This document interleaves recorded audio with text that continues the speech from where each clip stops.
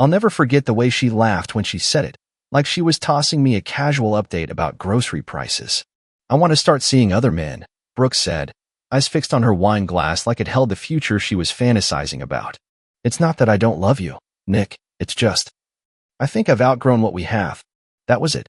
11 years of marriage, 2 kids, and a mortgage, and she drops that line like she's pitching an open marriage on a late-night podcast.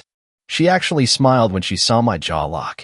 And maybe if I'd begged, maybe if I'd cried or asked what I did wrong, she would have pitied me. But I didn't.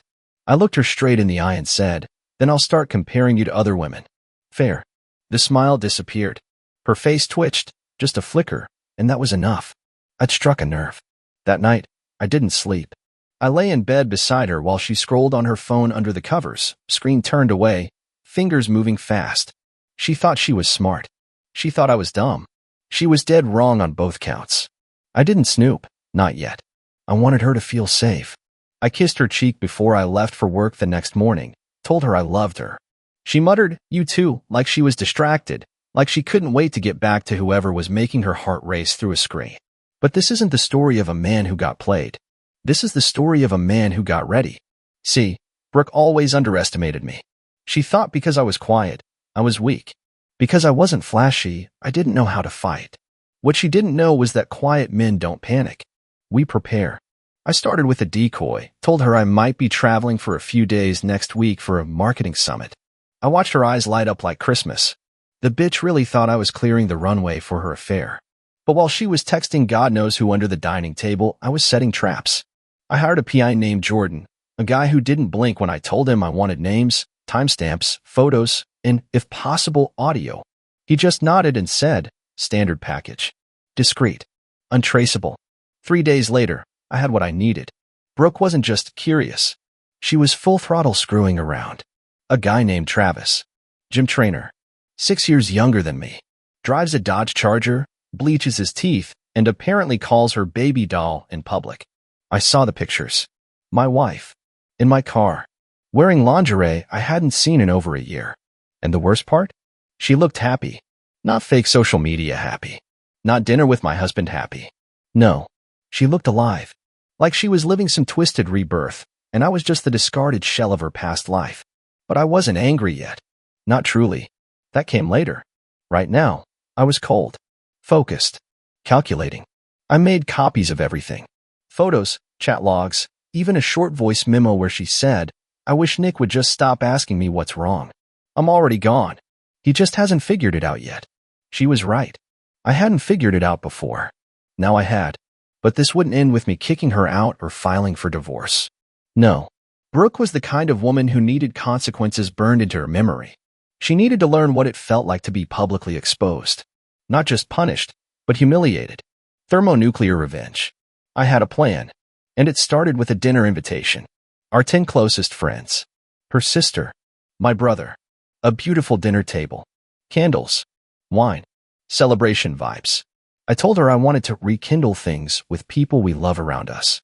She actually clapped her hands when I suggested it. Said, "Maybe you're finally waking up." Oh, Brooke. I was wide awake. And soon, everyone else would be too. She wore that red dress I used to love, tight, low cut, the one she knew would draw eyes. She even curled her hair and dabbed on that perfume I bought her for our 5th anniversary. Funny how the scent of something sentimental can start to make your stomach turn. The guests started arriving around 7. Friends we'd known for years. Her sister Claire brought her loudmouth fiancé. My brother, Jason, came with his girlfriend. Everyone laughed, toasted, made small talk while Brooke beamed like the star of the show. She poured wine, made jokes, touched my arm like we were still a couple in love. But I wasn't smiling. Not inside. I had a folder on the bookshelf in the living room. It looked like decor. Just a sleek leather-bound case with a magnetic flap. Inside, photo evidence, transcripts, GPS tracking logs. And at the bottom, a single-page letter written by me, addressed to her, signed and time-stamped, ready to be read aloud. At exactly 8:20, I tapped my glass. Everyone went quiet. I stood. "I just want to say thank you," I began. "To all of you for being here tonight. It means a lot to me. To us." Brooke smiled, lifting her glass. "To us," she repeated. I looked her in the eye and smiled. "Yes. To the end of us." There was a pause. The air changed. She blinked. Nick, what are you? I've spent the last few weeks watching you, Brooke. Watching you lie. Watching you sneak out. Watching you pretend to be something you're not. And I have to admit, I was slow to see it. But now, I see everything. People murmured. Her smile froze, cracked, then collapsed completely. What the hell are you talking about? She spat, trying to laugh it off. Nick, this isn't funny. I walked to the shelf, pulled out the folder, and placed it on the table. Read it. She hesitated. Claire leaned over, opened the flap, and the first photo slid out. Brooke in Travis's car. Her lips on his neck. A timestamp printed in the bottom corner. Another photo. Brooke in my bathrobe. In his apartment. Another. Her bent over the passenger seat, laughing, phone in hand. Silence. No one moved. Brooke's face turned the color of bone. Her lips opened, then shut. Then opened again, searching for oxygen, or maybe just a way to deny the obvious. You're violating my privacy, she whispered. I leaned closer. You gave that up when you crawled into his car wearing my shirt. Jason muttered, damn, under his breath. Then, to make sure no one missed it, I took out my phone and played the voice memo. The one where she told Travis she wished I would just disappear because she was already gone. Everyone heard it. No one spoke. Except Claire, who stood and said, You told me you were working late. You lying piece of... Brooke lunged for the folder, like destroying the evidence would erase the facts. But it was too late. The damage was done. Her image? Shattered. The polished, confident woman? Exposed as a manipulative, lying coward. She screamed at me, called me controlling, cold, accused me of setting her up, like I was the villain for exposing the truth. You think this makes you a hero?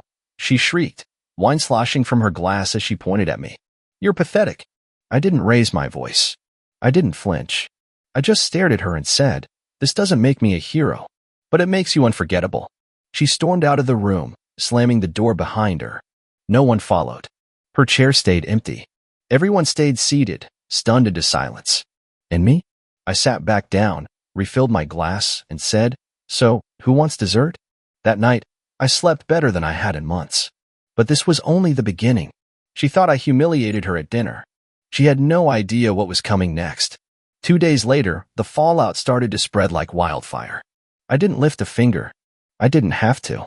Our friends did it for me. Claire posted a cryptic message on Instagram.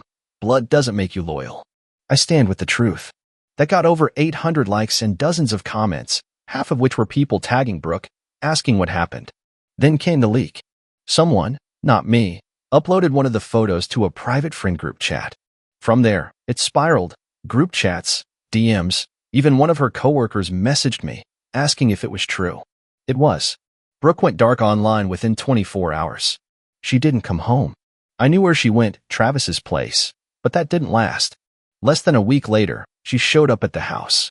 No makeup, hair in a knot, sweatpants I hadn't seen since college. She looked like someone who had just been tossed into the ocean with bricks in her pockets. I need to talk, she said, standing in the doorway like a lost dog. I didn't move. Why? You finally done comparing me to your gym rat? Her lips curled, then fell. I didn't come to fight. Then what? You want forgiveness? Sympathy. She didn't answer. Instead, she looked past me into the living room. Her eyes softened when she saw the framed photo of our wedding day still on the shelf. I hadn't taken it down. Not because I wanted to remember, because I wanted her to see what she burned. You made your point, Nick, she whispered. You embarrassed me in front of everyone. You crushed me. I folded my arms. No. I showed them who you are. You embarrassed yourself. Her hands trembled. Can we just talk? You're talking. No, really. I made a mistake. Travis isn't who I thought he was. She paused, swallowing hard. He's seeing other women. He's been seeing them this whole time. I couldn't help but laugh. You cheated on your husband with a guy who cheats. That's poetic. I was confused. I thought our marriage was dead. You didn't try to fix it, I said sharply. You killed it in secret and left me to discover the body. She looked like she wanted to cry. But the thing is, Brooke's tears weren't currency anymore. They had no value. She'd overdrafted that account long ago. I miss you, she said softly. I leaned against the doorframe. Do you miss me, or do you miss stability? Because there's a difference, Brooke. No. I miss you. I messed up. I lost myself, and... I stopped her right there. You didn't lose yourself. You traded me in. You ran toward what felt good, what stroked your ego. Now that it's crumbling, you want to come home like nothing happened. She didn't deny it. She just looked at the floor and whispered, "Is there even a chance?" I stared at her for a long time. I remembered her laugh, the good years, the fights, the late nights, the dreams we shared, the plans we made. And then I remembered the voice memo, the photo of her straddling him in my car, the look in her eyes when she told me she wanted other men. "No," I said, flatly. "There's not." Her face crumbled. "Brooke," I added, before closing the door, "I want you to understand something. You didn't just cheat on me. You betrayed every memory we ever built. You set fire to something sacred, and now you want to warm your hands on the ashes."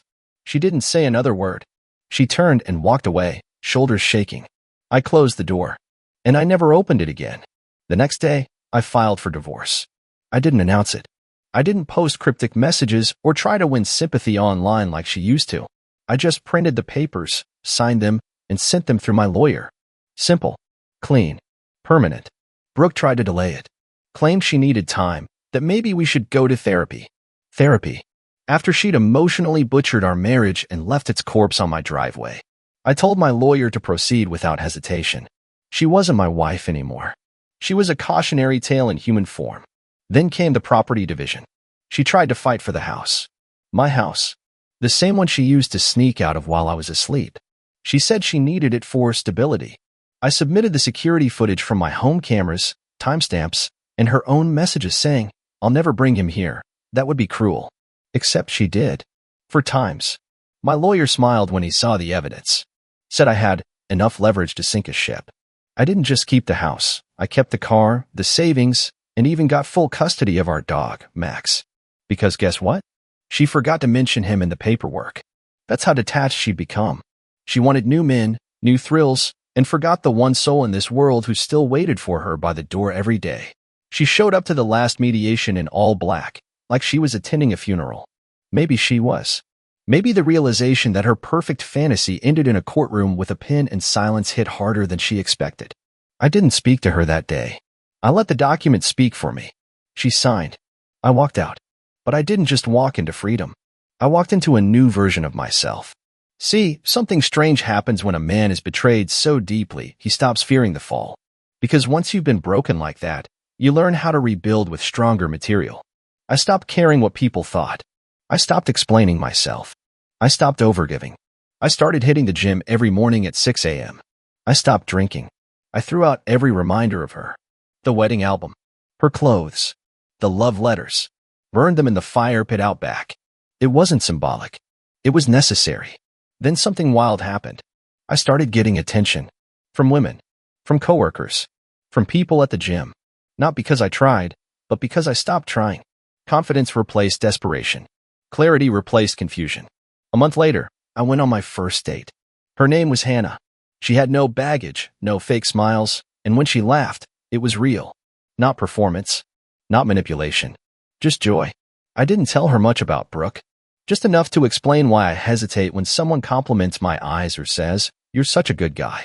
Because I've heard it before from someone who used those words like candy before they gutted me. But Hannah didn't push. She just listened. And for the first time in a long time, I realized I wasn't angry anymore. Brooke didn't destroy me. She freed me. And now, every time I see her name pop up in my inbox with some new request, "Can we talk?" Or "Can I stop by to grab a few things?" I don't feel rage. I don't feel pity. I feel nothing. And that, after everything, is the sweetest revenge of all. 2 weeks later, she tried showing up again. No text this time. No warning, just her car in the driveway like she still belonged there. I didn't open the door. I watched her through the peephole as she stood there for 5 full minutes, arms crossed, eyes darting like she was debating if she should knock again or just break down. Eventually, she slid something under the door. An envelope. Handwritten. I didn't open it. I dropped it in the shredder without a second glance. Whatever she had to say, too late. She had her chance to speak when I begged for answers, when I stayed up those nights wondering what I did wrong, when I still believed the woman I married might come back. She chose silence then. She doesn't get words now. That same night, Jason called. My brother always kept his distance from drama, but this time his voice was tight. "You might want to check Brooke's socials," he said. "I don't," I replied flatly. He sighed. "Just know, she's trying to rewrite the story." So I looked. And there it was. A long, teary post. Filtered selfie, red eyes, soft lighting. The caption? Sometimes you lose yourself trying to be everything to someone. I made mistakes, but I never stopped loving. I just needed air to breathe, and now I'm paying the price for trying to be free. Thousands of likes. Comments full of sympathy. People calling her brave. Heart emojis and stay strong queen from girls who didn't even know me. I laughed out loud. Of course, she'd turn herself into the victim. The kind of woman who could burn down a house and still complain about the smoke. I didn't respond. I didn't comment. But I screenshotted everything. Every lie, every edit, every soft focus apology meant to sell a story to strangers. Because the truth doesn't always roar, it waits. And I had patience now. 1 week later, Travis messaged me. Out of nowhere. Hey, man. I didn't know she was married at first. I just wanted to say I'm sorry. I stared at the screen. This idiot. He really thought that was enough? A weak apology after dragging his hands through my life, my wife, my car? I replied with one sentence. You'll know how sorry I felt when you lose your job. He left me on read. 2 days later, his gym got an anonymous tip about inappropriate relationships with married clients. The manager? A friend of mine from college. Small world. Smaller when you've got receipts and connections. Travis was let go due to internal concerns. I didn't celebrate. This wasn't joy. It was balance. One betrayal down, one life lesson secured. Because you don't heal by forgetting. You heal by remembering and using it. And what I remembered most was this. Brooke didn't just cheat on me. She weaponized trust. She twisted loyalty into weakness, patience into passivity. She banked on me doing nothing, on swallowing the pain quietly while she explored herself like a tourist in her own marriage. But I didn't stay silent. I didn't scream either. I burned her illusions to the ground, with calm hands, a quiet heart, and zero apologies. Now, every time I see a couple arguing at a cafe or hear someone say, she would never do that, I just smile to myself. Because I know better. They always say they won't until they do. Spring rolled and like nothing ever happened. Birds still sang, the trees still bloomed, the world moved on just like I did. But I carried the scar, not as a wound, but as armor. A reminder. I started seeing Hannah more. She wasn't flashy, she didn't play mind games, and she didn't walk on eggshells around me. She asked real questions. She listened, not to respond, but to understand. One night, over coffee, she asked something no one had dared. Do you still love her? There was no hesitation. No, I said. I think I loved a version of her that never existed. She nodded, no judgment in her eyes. Just peace. That was the moment I realized I'd stopped bleeding. I wasn't trying to win anymore. I wasn't trying to prove a point. I had already won the moment I walked away and didn't look back. Brooke? She was just echoes now. Ghosts don't hurt you when you stop giving them a place to haunt. Funny thing is, I heard she moved back in with her mom. Apparently Travis ghosted her completely. Left her on read for a week and then blocked her on everything. Someone said he's dating a yoga instructor now. Figures. Guys like him don't do consequences. They just move to the next target. But Brooke? She was learning. Slowly. Painfully. The type of learning that happens when your name becomes a warning and not a memory. I got a message one night from an old friend of hers. Someone who hadn't picked a side back then. She's not doing well, the message said. She cries a lot. Says she messed up the only thing that ever mattered. I left it on read. Because here's the truth nobody likes to say out loud. You don't owe closure to the person who stabbed you. You don't owe forgiveness to the one who smiled while twisting the knife. You don't owe anything to someone who mistook your heart for a doormat. One afternoon, I was cleaning out the garage when I found an old box tucked in the corner. Wedding keepsakes, photos, dumb little trinkets. I stared at it for a while. Then I burned it. Not out of rage. Not as some dramatic movie moment. Just as a final act of letting go. The smoke curled up into the sky, and I stood there, breathing it in, thinking, this is what freedom smells like. I didn't replace Brooke. I didn't need to. What I rebuilt wasn't about finding someone better. It was about becoming someone stronger. Someone who would never again ignore the signs. Never again accept half-love. Never again beg to be seen. I saw me now. And that was enough. To any man out there holding on to a woman who disrespects him, who lies with a smile, who acts like she's doing you a favor by staying, let her go. There's no victory in clinging to poison. Sometimes the most powerful thing you can do is stand up, smile, and say, I deserved more. And now I will have it. And then walk away without looking back. A few months passed, and life began to feel quiet. Not empty, peaceful. No more guessing games. No more fake apologies or sudden mood swings over nothing. Just mornings that began without knots in my stomach and nights that didn't end with me staring at the ceiling wondering what I'd missed. It's crazy how quickly the absence of toxicity can feel like freedom. I started waking up before my alarm. Coffee tasted better. Music sounded different. The weight I didn't know I'd been carrying every day? Gone. Then, one afternoon, I ran into Brooke. It wasn't planned. Wasn't expected. I had just walked out of a bookstore, one I used to avoid because we used to go there together, and there she was, sitting alone on a bench. Pale. Smaller somehow. Like the wind could blow her away. She spotted me and stood up too fast, nearly dropping her phone. "Nick," she breathed. I nodded once. "Calm. Brooke."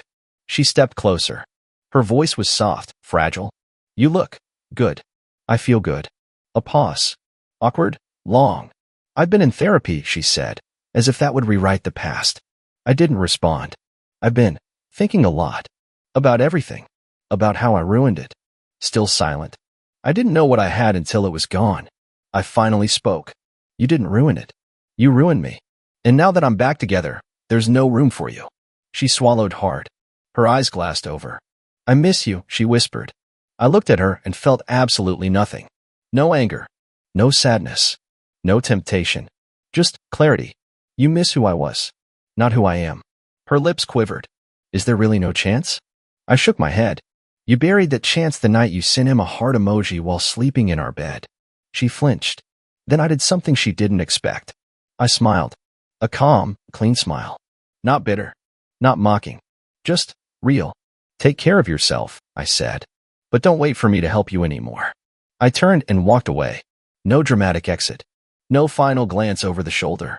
Just me heading toward the life she threw away for a moment of validation. And that's when it hit me. The real revenge wasn't the exposure. It wasn't the silence. It wasn't even the legal wins. It was this. Peace. Peace she'd never touch again.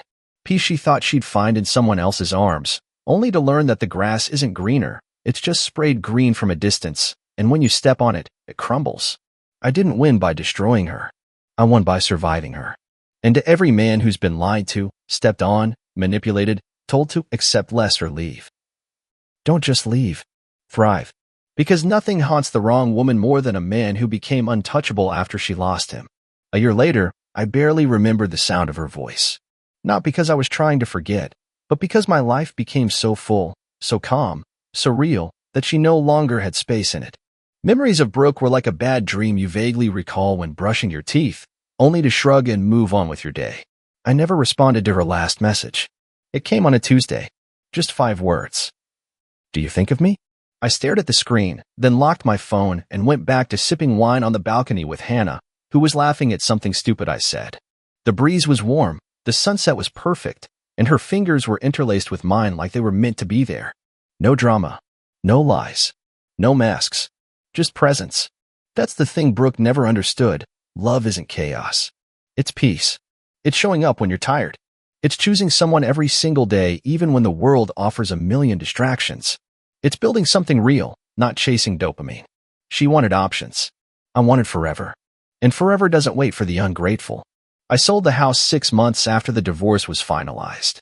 Bought a place by the lake. Quiet, open, full of light. I kept one thing from the past, a printed copy of the phrase that sparked it all, framed on my new office wall. Cheating wife didn't expect me to unleash thermonuclear revenge. Every time I look at it, I remember how low I sank. And how high I rose. So if there's one thing I've learned, one thing I'd tell any man sitting in that darkness, wondering if it's his fault, if he's not enough, if he should forgive again just to keep the illusion alive, it's this. Let her go. Let her lies rot in her own guilt. Let her find out the hard way that pleasure without loyalty is just a slow road to emptiness. Let her text you from her pit while you build a kingdom without her. And if she ever asks what happened, just smile and say, "You taught me what I'll never accept again." Then close the chapter and never look back.